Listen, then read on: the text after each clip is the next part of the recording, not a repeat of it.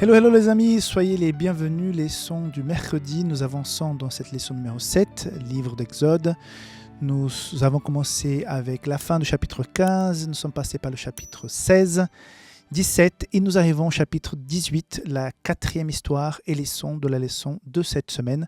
Il est question aujourd'hui de la visite de Jéthro qui vient rencontrer Moïse, qui ramène donc la femme de Moïse, ses deux enfants.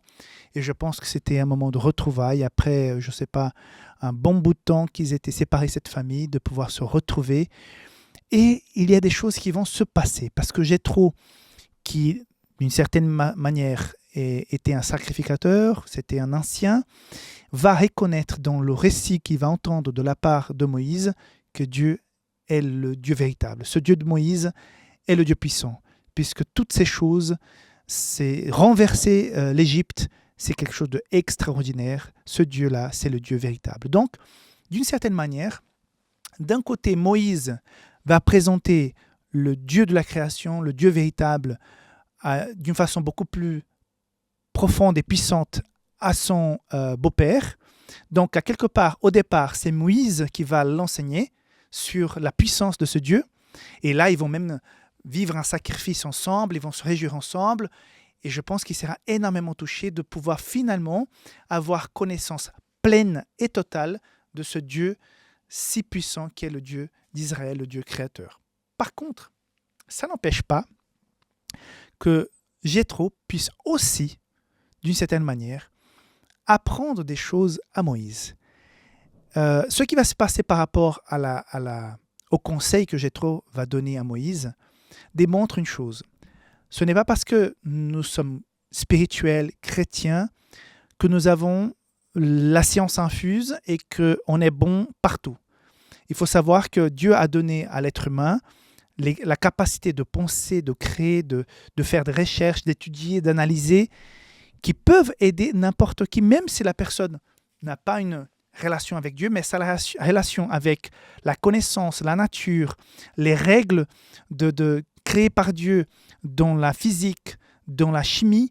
Si la personne se met à étudier, à réfléchir, elle va trouver des informations précieuses qui pourra aider, même bénéficier la vie de plusieurs personnes, comme c'était donc les grandes découvertes dans la médecine, comme par exemple les médicaments, les antibiotiques. Donc, ces personnes qui parfois n'ont pas une grande connaissance de Dieu peuvent nous apporter aussi des connaissances qui vont rendre la vie beaucoup plus utile. J'utilise actuellement plusieurs outils dans la communication, dans la gestion de projets, dans la gestion du personnel, des outils que je n'ai pas créés. Je n'aurais pas su créer cela.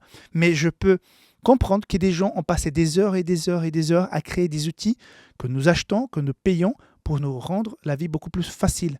Ce sont des conseils, ce sont des façons de faire qui changent la donne. Donc, Jéthro, même s'il fait cette découverte d'un Dieu plus profond, il va aussi aider Moïse, qui avait une très forte relation avec Dieu, à comprendre une chose que même avec sa consécration, il n'avait pas encore compris, que s'il organisait mieux le peuple, tout le monde serait gagnant. Parce qu'il allait transmettre, créer un leadership parmi le peuple, faciliter la tâche pour que les gens puissent avoir des réponses beaucoup plus rapides, des choses petites réglées rapidement, des choses plus compliquées réglées à moyen terme et des choses très très compliquées vont arriver entre les mains de Moïse. Il va devoir consulter le Seigneur et là, ces choses graves vont se régler à son niveau. Et ça va changer complètement la donne parce que Moïse était déjà épuisé d'écouter à chaque fois des petites, des moyennes, des grandes demandes qui venaient de la part du peuple puisqu'il était le grand leader de ce peuple. Donc, cette façon que Dieu nous donne de montrer, voilà, avec la consécration, mais avec aussi l'intelligence que je vous ai donnée, ensemble, on peut faire des choses. Et ce n'est pas venu de la part de Dieu. Dieu aurait pu apparaître dans une vision, dans un songe, expliquer Moïse, organise mieux les choses. Moïse, il faut créer de niveaux différents d'administration. Dieu n'a pas fait ça. Dieu a permis qu'il rencontre son beau-père et qu'ensemble ils puissent arriver à cela. Il y a un commentaire d'Ellen White par rapport à ça. Patriarche et prophète 285. L'entretien que Moïse eut avec Jéthro fut l'occasion de lui faire connaître les méthodes divines et de lui faire découvrir le vrai caractère de Dieu des Hébreux. Jéthro avait vu la puissance de Dieu se manifester en faveur d'Israël, mais il ignorait le caractère de ce Dieu. Maintenant qu'il vit que Dieu n'est pas seulement puissant, mais aussi juste et saint. Voilà l'impact qu'il y a eu sur Jéthro, la connaissance de Dieu, cette connaissance plus profonde, et maintenant l'impact du conseil de Jéthro sur non seulement Moïse, mais sur tout le peuple. Ça va poursuivre. Et on peut retrouver cette même façon de diriger, d'organiser le leadership jusqu'aujourd'hui. Je pense que plusieurs ont eu comme base cette histoire biblique pour pouvoir organiser leur vie, leur équipe, toutes sortes de choses avec cette organisation.